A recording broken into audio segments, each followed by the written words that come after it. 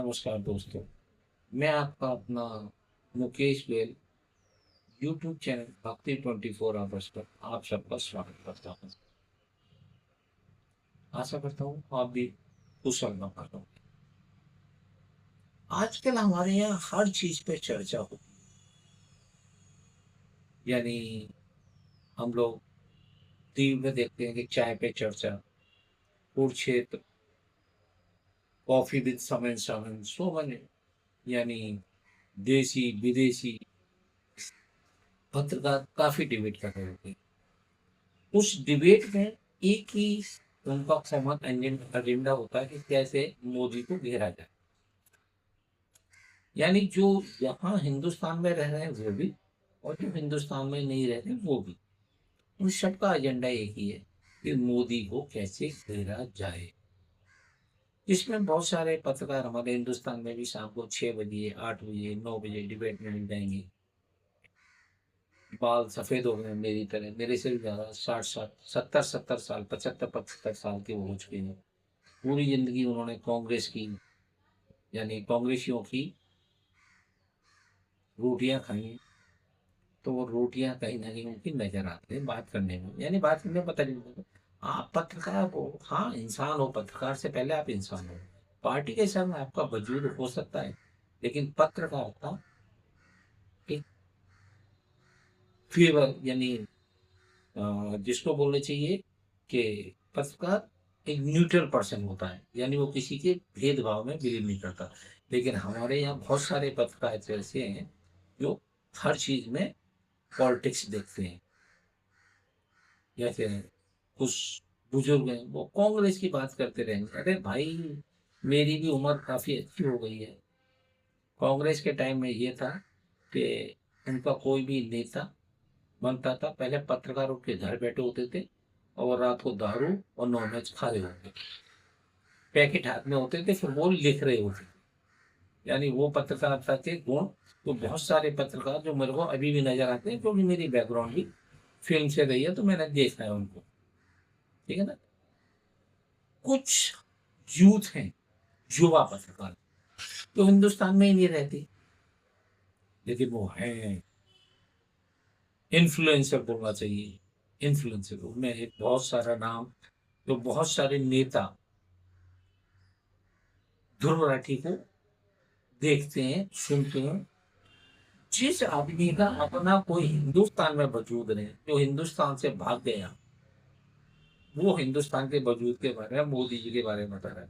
मुझे तो किसी माँ के बारे में, बाप के बारे में बोलने में शर्म आती है, पर लोग तो ये कहते हैं वो एक माँ की, ये नहीं मैं नहीं बोल रहा, लोग कहते हैं, तो ये बोलना गलत बात है। वो बेफालतू की बातें बनाता रहेगा। यानी भाई तुम विदेश में बैठे हो, विदेशी फंडिंग पे तुम काम कर रहे हो, यहाँ के लोगों को भ्रमित कर रहे हो। अगर, हाँ ये बात मैं कहूंगा, अगर तुम इतने ही बड़े असल के हो तो फिर तो आप हिंदुस्तान में आओ ना। हरियाणा के रहने वाले हो, वहां बैठ के काम करो ना, वहां बैठ के गाली दो मोदी को, तो जमता है।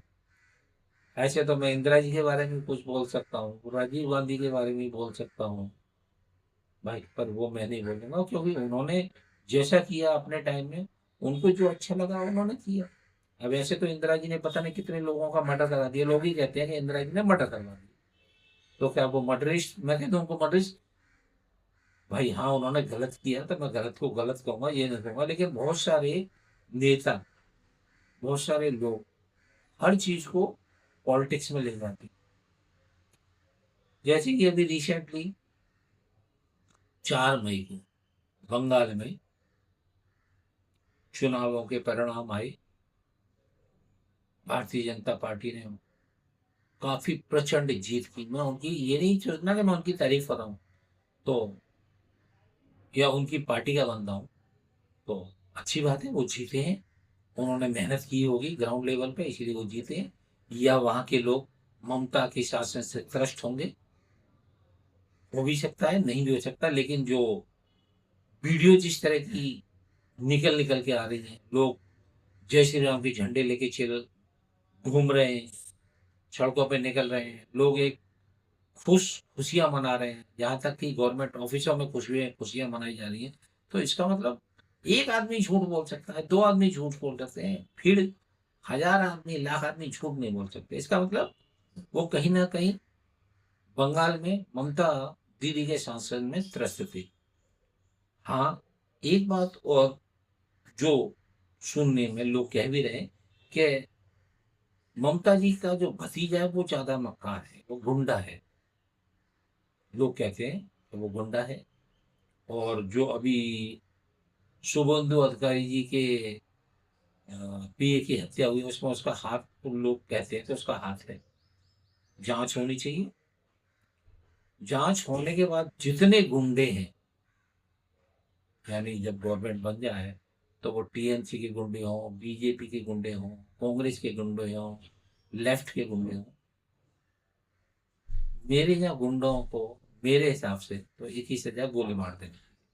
क्योंकि मेरी सारी पढ़ाई लिखाई अलीगढ़ में हुई है, तो वहाँ मैंने देखा है कि गुंडे कितने मक्कार होते हैं और गुंडे क्या क्या कराते हैं। तो ध्रुव राठी के बारे में आज मेरा दिल करेगा बता दूं, बोल दूं कि ध्रुव राठी अगर इतना ही बड़ी तुम सूर में हो, इतने बड़े तुम धुरंधर हो, तो फिर आ जाओ हिंदुस्तान। जर्मन में क्यों अपनी यहाँ आके कहता हूँ, यूट्यूब चैनल पर बताओ बातें, लोगों को एक्चुअल सिचुएशन घर घर जाके बताओ कि भाई देखो ये मोदी ने गलत किया, ये भी वीडियो, मोदी यहाँ ये कर रहा था, मोदी यहाँ ये कर रहा था, कांग्रेस ये कर रही है, ये कर, वो सारी बताओ। अरे वहां बैठ के तुम बकर बकर बकर, तुम्हें वहां यहाँ का पता नहीं, सुबह कितने बज रहे हैं, सूरज कब निकल रहा है, चांद रात कब हो रही है, जर्मन में बैठ के तुम मिमी आ रहे हो, पिपी आ रहे हो, चिची आ रहे हो। समझ में नहीं आती भाई। ये चिचियाना पिपियाना आप ही को मुबारक हो।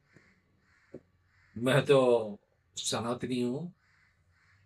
अब तुम कहोगे मैं मोदी भक्त हूँ, तो कह सकते हो मोदी भक्त हूँ। मैं मोदी भक्त नहीं हूँ। मैंने अपने घर में जो मेरी माँ ने, मेरी माँ फादर ने, पिताजी ने, पापी पिताजी ने संस्कार दिए, वो मानता हूँ। हाँ, पहले मैं हिंदू हूँ, इसमें कोई शक नहीं। उसके बाद सारा कुछ नहीं। लेकिन ये भी नहीं है कि मैं देश को पहले नहीं मानूं, देश मेरे लिए पहले है, बाद में मैं। तो ध्रुव राठौर जी, जरा प्यार मोहब्बत की वीडियो बनाया करो, सत्यता दिखाओ, लोगों को भ्रमित मत करो। जय हिंद।